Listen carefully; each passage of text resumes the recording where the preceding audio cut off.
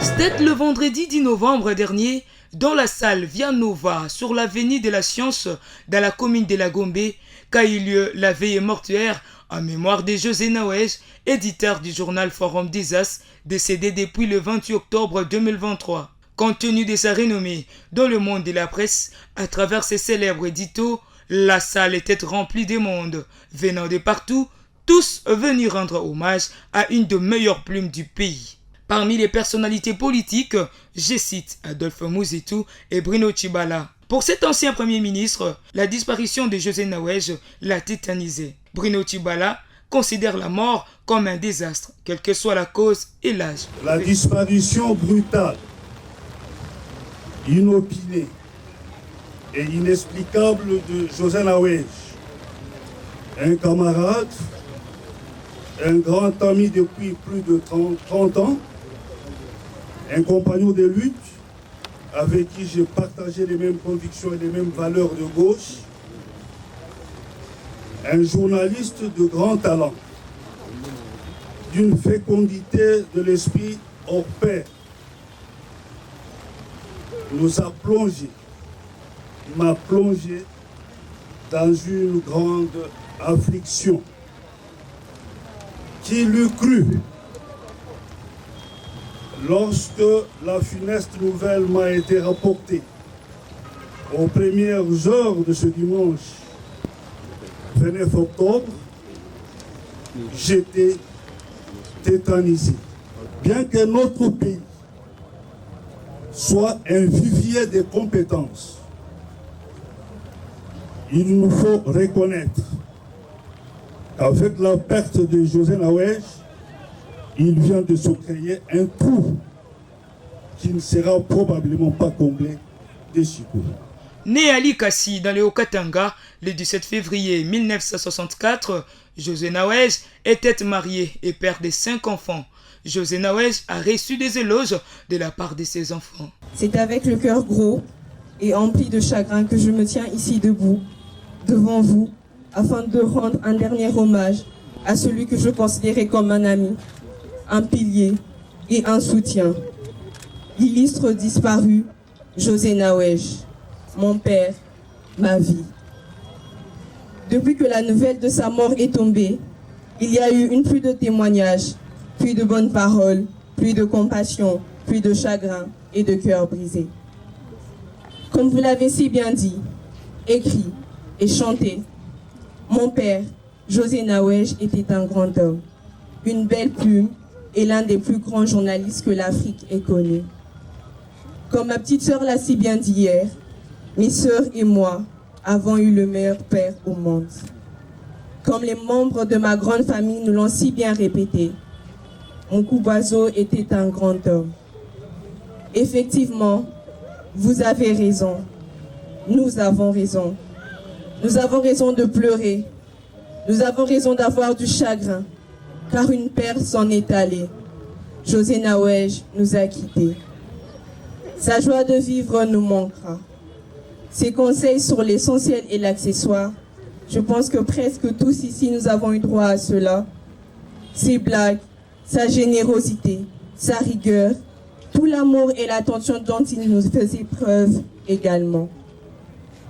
Mais de cette épreuve, de cet état par lequel le Seigneur a permis que l'on passe, nous devons nous relever. Nous devons tenir bon et continuer l'œuvre de José Nawej. Je m'adresse donc à vous, chères autorités. Je vous prie de continuer de développer notre beau pays. Chers journalistes, et en particulier ceux de Forum des As, continuez d'écrire. Chers amis de mon défunt père, continuez d'évoluer avec les valeurs qu'il vous a transmises. Maman, continue d'être la femme forte que tu es. Chers tous, il est dit, derrière tout grand homme se cache une grande femme. Je vous l'assure, le couple Nawej était la personnification de cette citation. Derrière le grand José Nawej se cachait la grande Vianney Kazadi. Si mon père nous a autant marqués, c'est essentiellement grâce à ma formidable mère.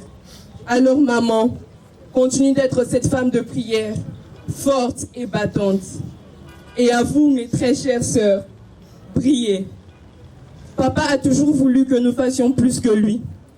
Alors rendons-le fier, afin qu'il puisse arborer ce sourire, en voyant ses 5 doigts de la main, épater le monde. Papa nous disait que nous ne portions pas n'importe quel nom. Effectivement, et nous ne l'avons pas hérité de n'importe qui. Continuons donc son œuvre et montrons-leur de quoi les filles de M. Nawesh sont capables. À toi, notre belle plume, notre perfectionniste éditeur, notre grande analyste politique, notre ami, notre père. Tu as combattu le bon combat et voici tu viens d'achever ta course. Alors, va donc te reposer, mon petit papa. Repose-toi car tu le mérites amplement. Tu as rendu fière ta nation, tu as rendu fier ton Seigneur ainsi que ta famille. Les regrets étaient perceptibles pour ses pères, le vide créé par cette disparition. Converti, José Nawesh fut serviteur des dieux à l'église Pierre-Angulaire de Molard que dirige le révérend Floribert Kabange-Numbi. Ce dernier a ramené sa plume à la cellule de communication presse et médias où il était coordonnateur à l'église Pierre-Angulaire de Molard. Espérant à la résurrection, l'église Pierre-Angulaire de Molard a fortifié les vivants via l'épître de Jean, chapitre 5, verset 25, où il est écrit « L'heure vient, et elle est déjà venue, où les morts entendront la voix du Fils des dieux, et ceux qui l'auront entendu vivront. » Dans ce récit de la résurrection de Lazare, il y a plusieurs indices qui nous invitent à comprendre cette histoire de façon spirituelle. Parmi ces indices, j'examinerai celui du dialogue entre Jésus et Marthe, une des sœurs de Lazare. Jésus lui dit « Je suis la résurrection et la vie. Celui qui croit en moi vivra, même s'il meurt. Et celui qui vit et croit en moi ne mourra jamais. » Et il lui pose la question « Crois-tu cela ?» Et il a répondu « Oui ». Nous avons dans ce verset ici 3 ou 4 vérités. D'abord, c'est une grande déclaration du Seigneur, suivie de 2 promesses qui en découlent.